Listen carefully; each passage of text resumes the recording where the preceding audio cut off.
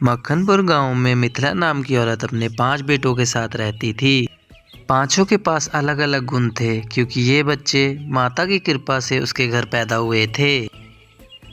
बड़ा बेटा था वो बिजली से खेल सकता था, छोटा बेटा था वो पानी को बस में कर सकता था, वही मंझला बेटा काफ़ी दर्द सह सकता था और चौथा बेटा पानी में काफ़ी देर तक अपनी सांस रोक सकता था और पांचवा बेटा हवा में उड़ सकता था।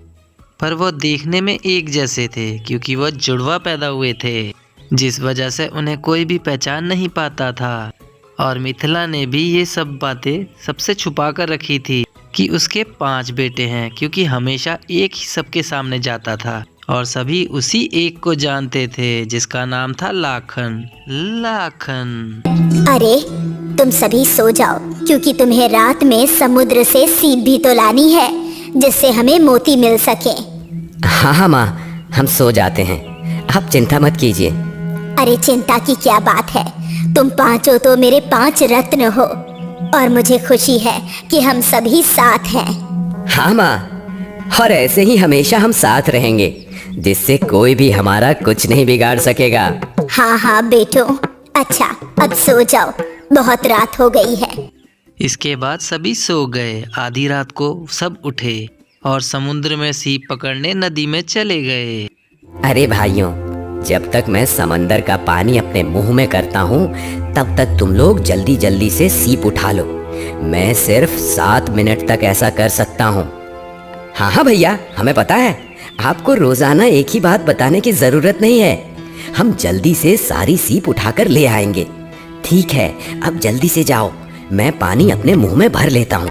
और इसके बाद रामू ने समुद्र का सारा पानी मुंह में भर लिया और उसके बाद उसके भाइयों ने सारी सीप जल्दी जल्दी उठा ली और फिर वो बाहर आ गए और फिर रामू ने सारा पानी छोड़ दिया। इसके बाद रामू ने कहा, आज सीप से मोती निकालकर चंदन बेचने जाएगा। ठीक है भैया, आज मैं जाता हूँ। इसके बाद चंदन बाजार में मोती बेचने गया।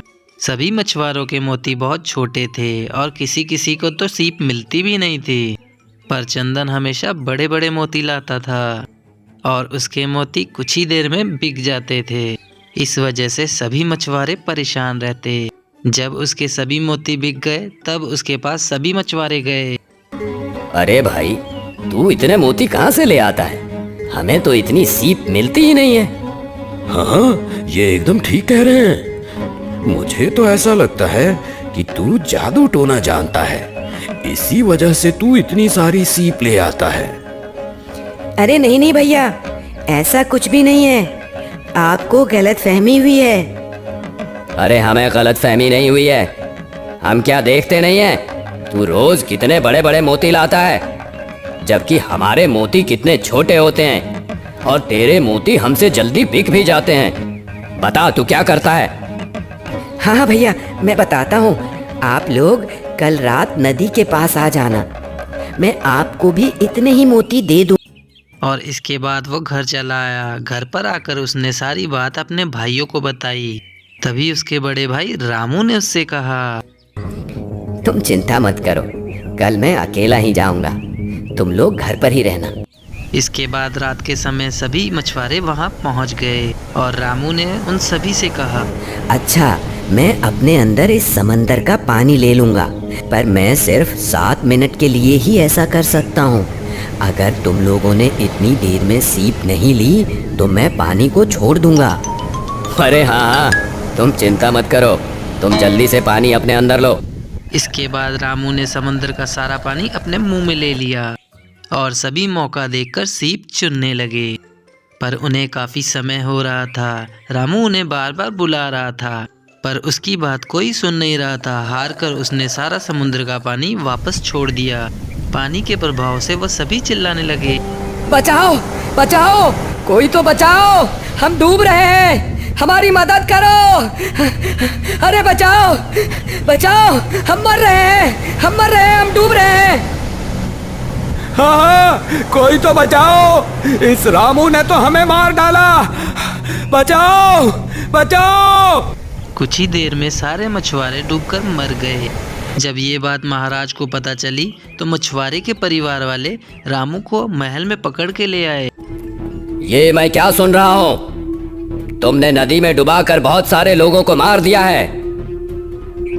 नहीं नहीं मालिक, हमने चेतावनी दी थी कि मैं 7 मिनट से ज्यादा अपने मुंह के अंदर पानी नहीं रख सकता हूँ, पर इन्होंने मेरी चेतावनी मानी ही नहीं। इसी वजह से यह हादसा हो गया। मुझे कुछ नहीं पता है। तुमने लोगों को मारा है और इसकी सजा ये है कि अब तुम्हें भी नदी में डुबा कर मारा जाएगा। तुम्हारी कोई आखिरी इच्छा है तो तुम हमें बताओ, हम वो जरूर पूरी करेंगे। हाँ हाँ मालिक, मेरी एक आखिरी इच्छा है कि मैं अपनी माँ से मिलकर आऊं। ठीक है, तुम जाओ। तुम्हें कल समंदर के पानी में डुबा कर मारा जाए। और इसके बाद रामू अपने घर पर आया और सारी बात बताई। इस पर चंदन ने कहा, भाई आप चिंता मत कीजिए, सब कुछ ठीक हो जाएगा। अगले दिन रामू समुद्र के पास पहुंचा और फिर राजा ने उससे कहा, अब तुम जाओ और जाकर इस समंदर में डूब जाओ। ये सुनकर रामू समुद्र में चला गया, पर समुद्र ने उसका कुछ नहीं बिगाड़ा। ऐसा लग रहा था जैसे समुद्र उसका दास हो और उसी के इशारे पे चल रहा हो। ये देखकर सभी बहुत हैरान हो गए। अरे ये क्या हो रहा है? रामू को तो कुछ हो ही नहीं रहा है। ऐसा लग रहा है मानो समंदर उसकी बात मान रहा हो और वो उसे कुछ कर ही नहीं। ये सब देखकर राजा भी बहुत हैरान हुआ। फिर रामू समुद्र से बाहर आ गया। रामू को सही सलामत देखकर राजा ने उससे कहा, अरे ये कैसे हो गया? तुम्हें समंदर ने डुबोया क्यों नहीं? ऐसा कैसे हो सकता है? मुझे तो कुछ समझ में ही नहीं आ रहा। पर रामू वहाँ पर चुपचाप खड़ा रहा। इस पर राजा ने उससे कहा, ठीक है, कल तुम्हें करंट दिया जाएगा, तब देखते हैं तुम कैसे बचते हो। क्या तुम्हारी कोई आखिरी इच्छा है? हाँ मालिक, मुझे अपने घर माँ से मिलने जाना है, क्योंकि कल पूरी रात मेरी माँ बहुत रोई है। क्योंकि जब उन्हें पता लगा कि मैं मरने वाला हूँ तो उन्होंने रो रो कर अपना बुरा हाल कर लिया। ठीक है, तुम जाओ। अब तुम्हें कल बिजली से करंट दिलवाया जाएगा। इसके बाद रामू घर आ जाता है और सारी बात बताता है। इस पर लाखन कहता है, आप भैया चिंता मत कीजिए, कल मैं आपकी जगह पर जाऊंगा, क्योंकि मुझे तो बिजली से कुछ होता ही नहीं है। ये सुनकर सभी बहुत खुश हुए। फिर अगले दिन रामू की जगह लाखन वहाँ पर पहुँच जाता है। इसके बाद जैसे ही लाखन को करंट लगाया गया, उसे कुछ नहीं होता है। उल्टा उस व्यक्ति को करंट लग गया जो लाखन को करंट लगा रहा था। मुझे तो बहुत मजा आ रहा है इस बिजली के करंट से। आहा, धम ता धम ता धम ता धम दिन ता धम दिन ता धम ता धम दा दिन दा। आहा, ये देखकर लोग बहुत हैरान हुए। लोगों को समझ ही नहीं आ रहा था कि रामू को करंट लग क्यों नहीं रहा है। ये देखकर राजा भी बहुत हैरान हुआ और फिर लाखन वापस आ जाता है। इस पर राजा ने कहा, अरे ये कैसे हो सकता है? तुम्हें करंट क्यों नहीं लगा? मुझे तो कुछ समझ में ही नहीं आ रहा है। आखिर ऐसा कैसे हो सकता है? पता नहीं महाराज, मुझे तो कुछ भी नहीं पता है। आपने खुद ही देख लिया कि बिजली ने मेरा कुछ नहीं बिगाड़ा। हाँ, ये तो मुझे भी पता है। ज्यादा चालाक मत बनो। अब तो मैं कल तुम्हें बताता हूँ। कल तुम्हें मार मार कर अधमरा कर दिया जाएगा, यानी कि तुम्हारी गर्दन काट दी जाएगी। तब देखते हैं तुम कैसे बच जाते हो। क्या तुम्हारी कोई आखिरी इच्छा है? हाँ महाराज, मैं फिर से अपनी माँ से मिलना चाहता हूँ, क्योंकि उनकी तबीयत बहुत ज़्यादा ख़राब है। इस वजह से मैं आखिरी बार उन्हें देखना चाहता हूँ। ठीक है, तुम जाओ। कल तुम्हारे 2 टुकड़े किए जाएंगे। इसके बाद लाखन घर आ जाता है और घर आकर सारी बात अपने परिवार को बताता है।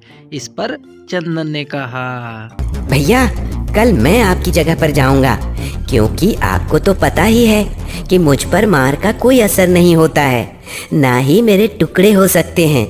मैं बहुत ही मजबूत हूँ। हाँ, मुझे पता है। इसके बाद अगले दिन चंदन वहाँ पहुँच जाता है। इसके बाद जैसे ही एक आदमी उसके शरीर पर तलवार चलाता है, वो तलवार टूट जाती है। चंदन के शरीर को कुछ नहीं होता है। ये देखकर राजा बहुत हैरान हुआ कि आखिर ये सब कैसे हो रहा है। अंत में राजा कहता है, अब इसे जमीन में गाड़ दिया जाएगा, जिससे ये जिंदा नहीं बच सकेगा। और इसके बाद राजा उससे फिर आखिरी इच्छा पूछता है और फिर से वो यही इच्छा बताता है। घर आकर वो सारी बात अपने परिवार को बताता है। इस पर रमेश कहता है, अब भैया मैं आपकी जगह पर जाऊंगा, क्योंकि मैं बहुत देर तक सांस रोक सकता। इसके बाद रमेश वहां पहुंच जाता है और उसे जमीन में गाड़ दिया जाता है। इसके बाद सभी वहां से चले आते हैं। जब रात होती है तो मिथिला अपने चारों लड़कों को लेकर वहां जाती है और फिर रमेश को बाहर निकाल लेती है। फिर वो सबसे कहती है, अब हम ये गांव छोड़कर चले जाएंगे, हम दूसरे गांव में जाकर रहेंगे। इसके बाद पांचवा बेटा उन सबको एक बड़ी सी पोटली में रखता है और फिर अपने पीठ पर बिठाकर उन सबको उड़ा ले जाता है। वो गांव छोड़कर चले जाते हैं।